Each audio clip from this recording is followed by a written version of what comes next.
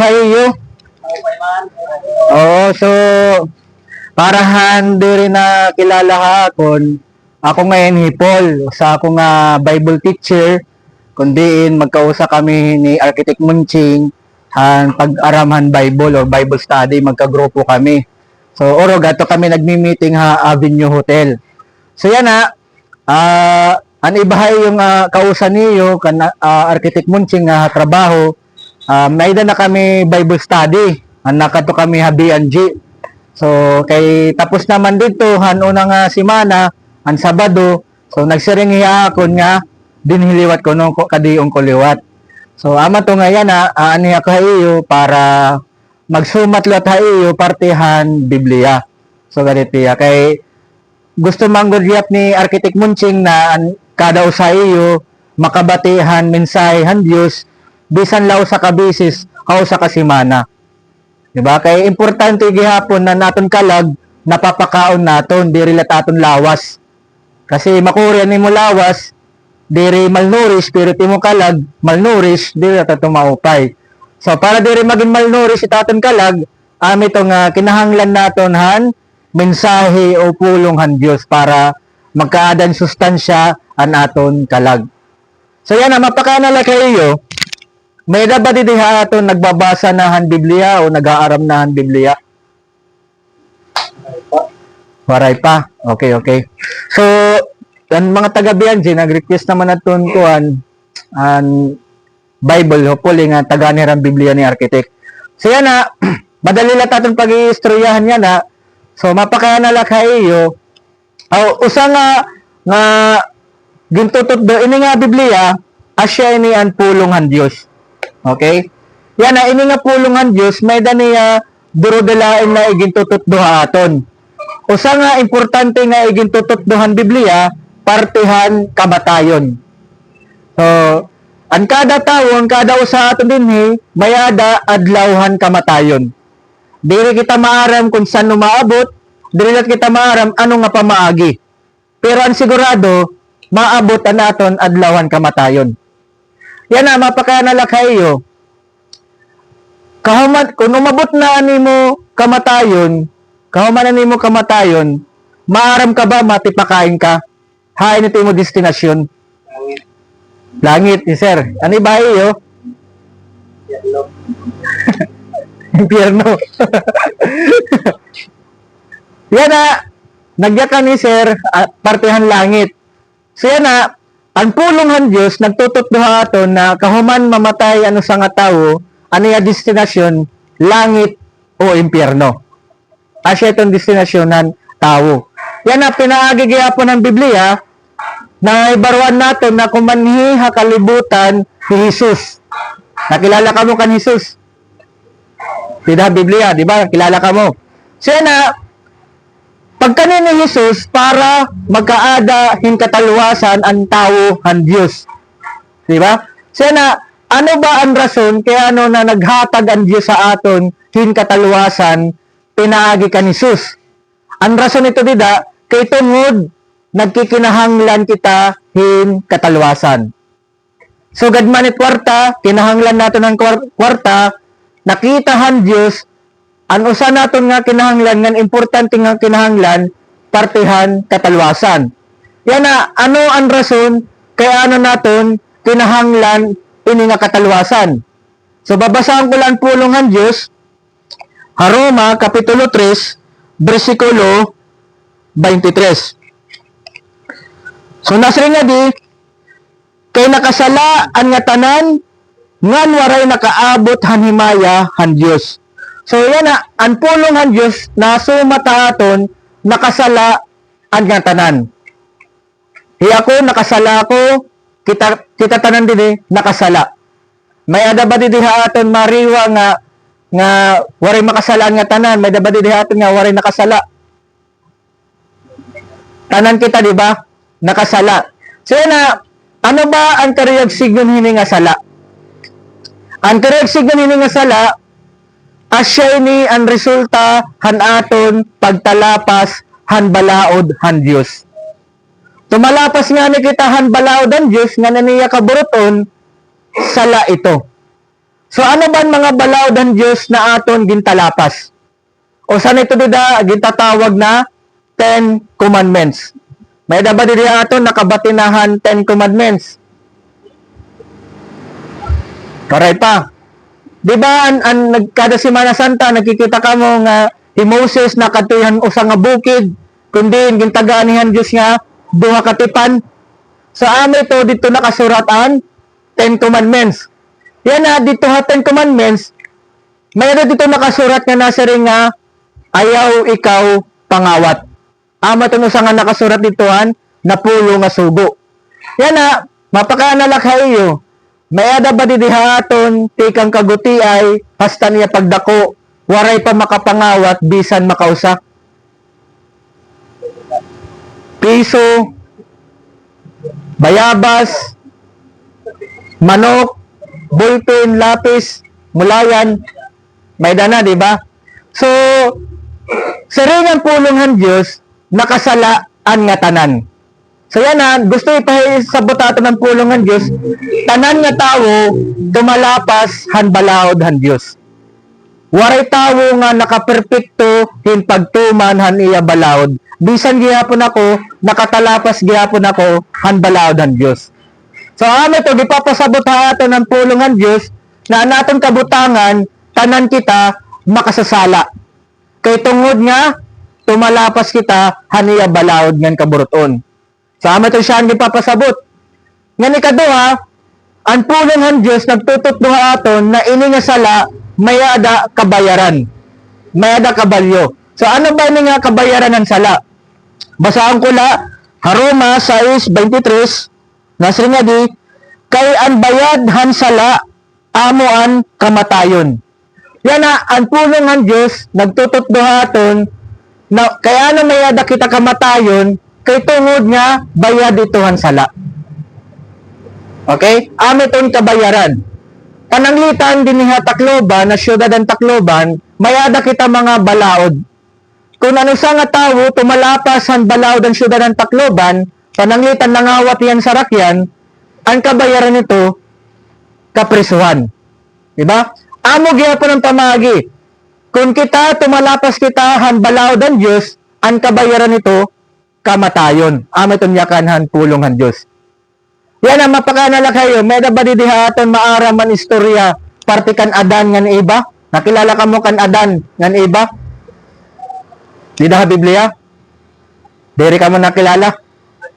Nakilala? Istorya. Okay, okay. So yan na, didahan, si Adan si Eva, hanakad to pera Garden of Eden, han waray pera makasala, waray kamatayon ng tao.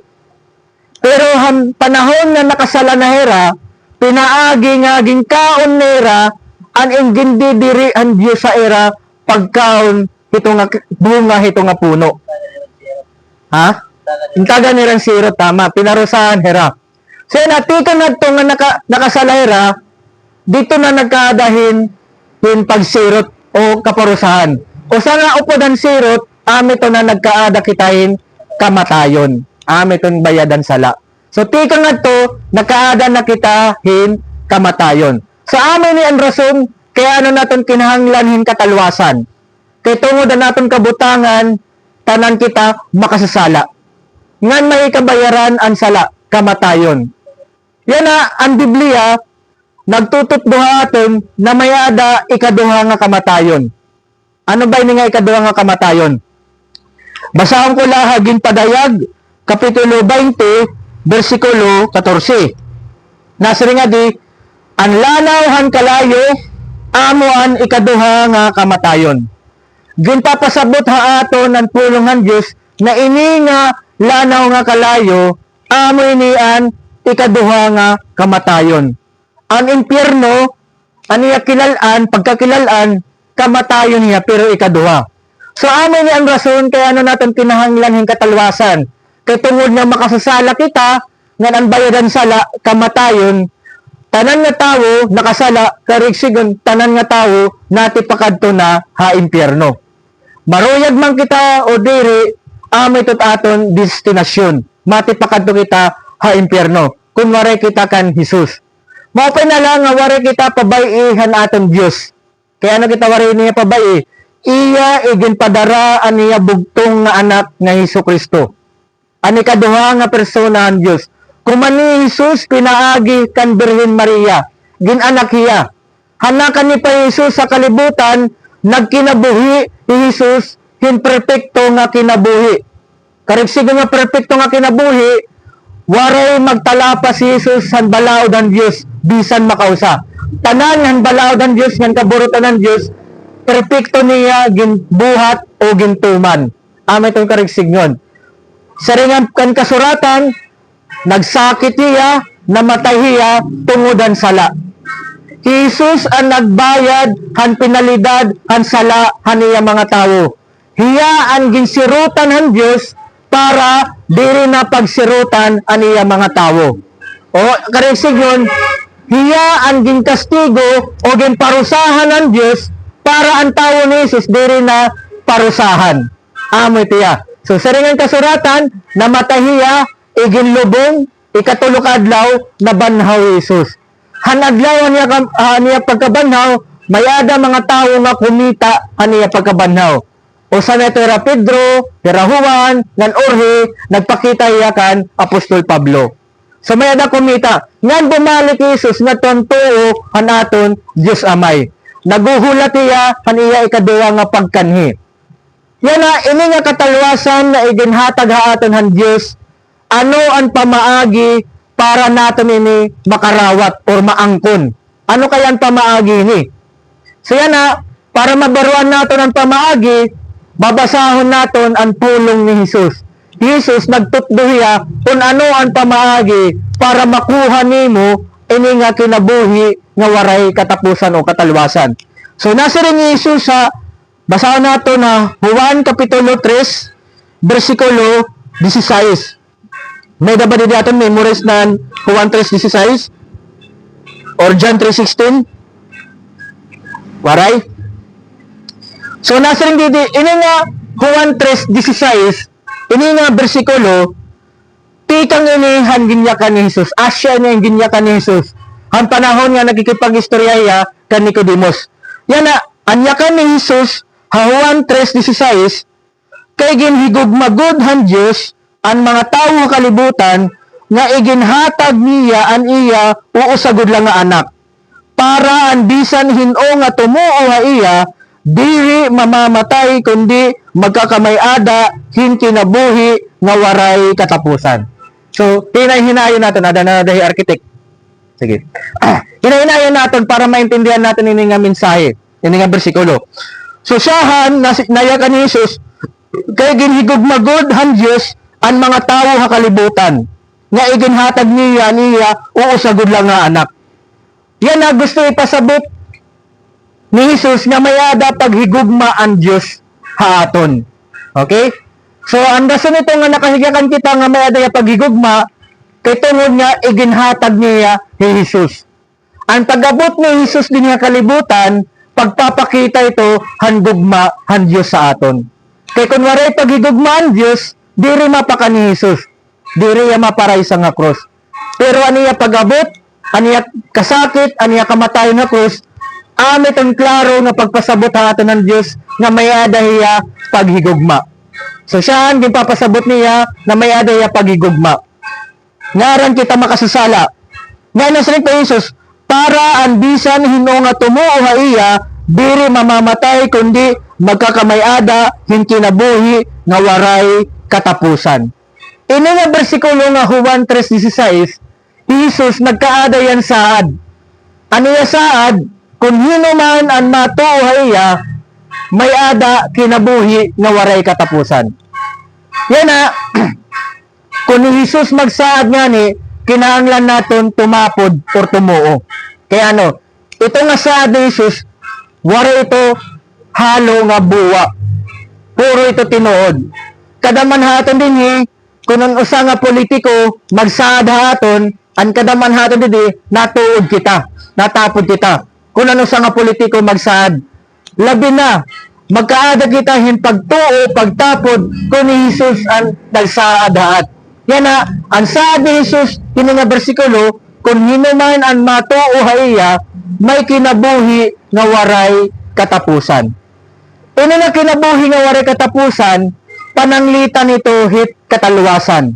Okay? So yan na, pinaagi ng bersikulo, ang pamaagi para makuha mo ini nga kinabuhi nga waray katapusan, nasa ring Jesus, Juan 3:16, pinaagihin, pagkaadahin, pagtuo, haiyahin na kaday arkitek.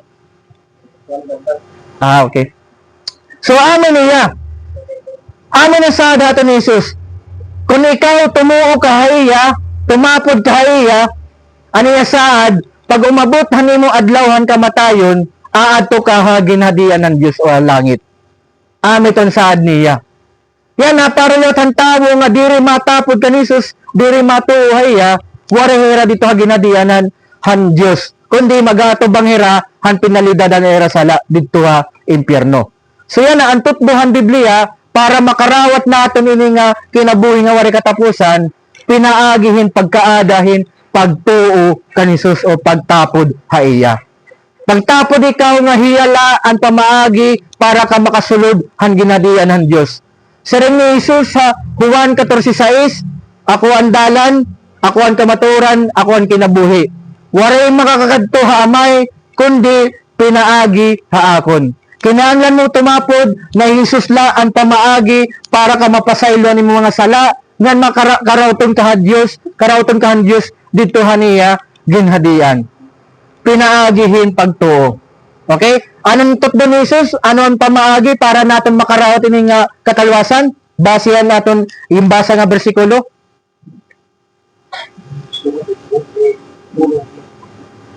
Ano ito nga pagsunod? Anong pulong yan ng Diyos? Ano ang pamaagi? Juan 3:16. Para makarawat ni man katalwasan. Pinaagihin, pagkaadahin, pagtuo, haiya. Ame to ang saad ni Jesus. Kung hinuman matuo haiya, may ada kinabuhi nga waray katapusan. May ada katalwasan. So kinahanglan tumapod ka kanisus nga hiyala it makakaluwas haimo. Okay? Basahan ko lang kamo last nga bersikulo ha Hebreo kapitulo 3 bersikulo 15.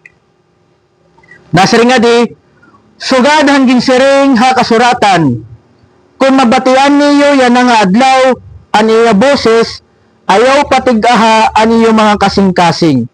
Yan na, may adasugo ha aton ang pulong Diyos.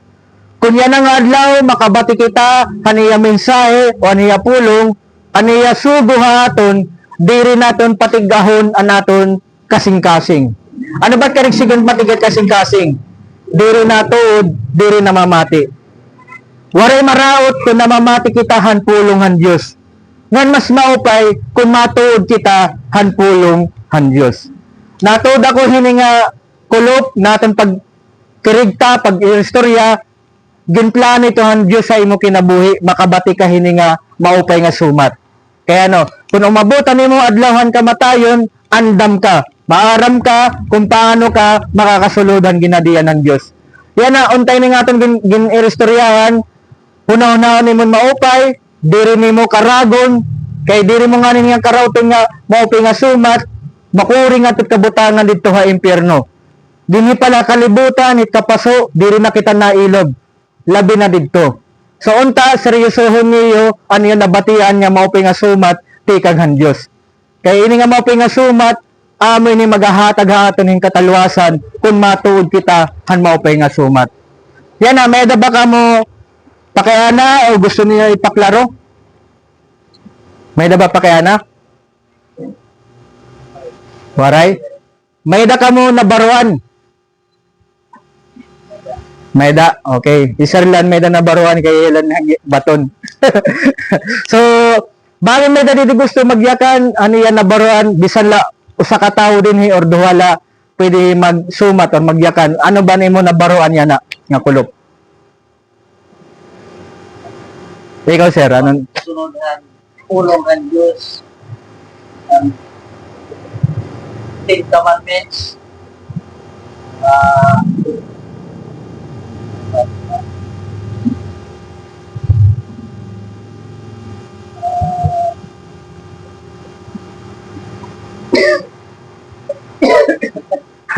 Nag-loading na yan, nag-load yan internet. Nag-load yung signal. May dapat din iba, gusto magyakanan, yan nabaruan. Sige, di balik na ni. Oo, kaya yakan ni architect. Plano pa nga ni Mayorga, may dagab dito ka mo, di ba, project, Mayorga.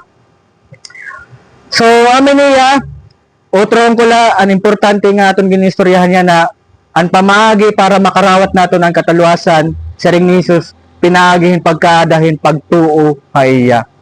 Ito nga pagtuo niya kapareho nga pulong pagtapod haiya. Unta magtapod ka mo, ihatag niya niya kinabuhi kan Jesus, kay diri masasayang niya kinabuhi kung ada kan Jesus, di ba? Diri makakaragan niyo kinabuhi. Ngan mas mao pa ito makakakarawat ka hin kinabuhi nga waray katapusan kundi naadala kan Jesus. Makakarawat mo lahiya siring Jesus kung matapod ka hiya or matuo ka hiya. So niyan, kung may daka mo bakante, kung sano ka mo kumaturog, magampo ka ni Diyos, magpasalamat ka. Kaya kay tungod nga nakabatikan mo nga sumat, nga nagpakamatay Jesus para haimo. Di ba? Unta karawton mo hiya, unta pinili ka han Diyos para makakarawatan kinabuhi nga waray katapusan. Okay?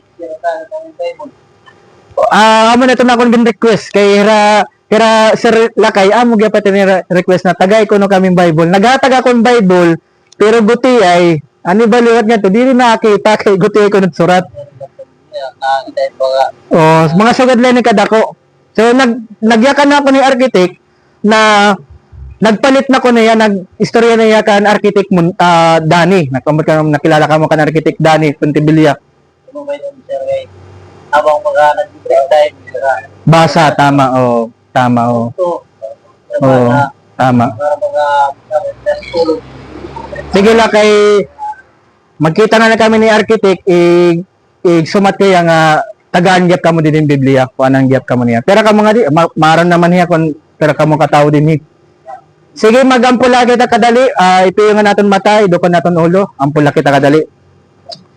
Langit no namay, damo nga salamat hini nga kulot, salamat hini nga mensahe, salamat ang pagtiro kaamon, salamat ang kusog nga imo ginhatagamon para makatrabaho dinin maupay, salamat gyapon ang proteksyon. Nagaampo ako Dios nga ikaw ang maghataghin kalamrag ng halaron nga pagintindi, hanamon na batian nga maupay nga sumat, ikaw ang magbulig haamon nga magkaadan makusog nga pagtuo, nga pagtapod kani Kristo. Ang kada usa nga ni ginaampo ko Dios nga iparayo heran sakit, pakusgon mo pa nera relasyon nga Ginoo, ngan tagamen kusog gihapon na nera pamilya, para higapan sakit itira pamilya, ngan padayon mahira taganin protection dinhini nga trabaho. Nagaarugap kami kapasayloan na pasayloa kami nga nakabuhat kami sala, makasasala kami, kada adlaw kami may adasala, pasayloa kami, ikaw ang magbulig haamon nga magbago kami, tikang hanimo pulong, pinagyan nimo kaburuton. Dayawon tawari katapusan nga nagpapasalamat gyud kami kan architect Munching nga iha ani mo gingamit para maumabot dinhi ang maupay nga sumat nga ginaampo ko nga ikaw ang mag-abrehan ko kasing-kasing ang kada usa na magkaada hin pagtuo ngan pagtapod kan Jesus. Salamat od Dios nga tanan, dayawon kawari katapusan, ginaampo namon ni hangaran ni Jesus na amon manunubos. Amen. So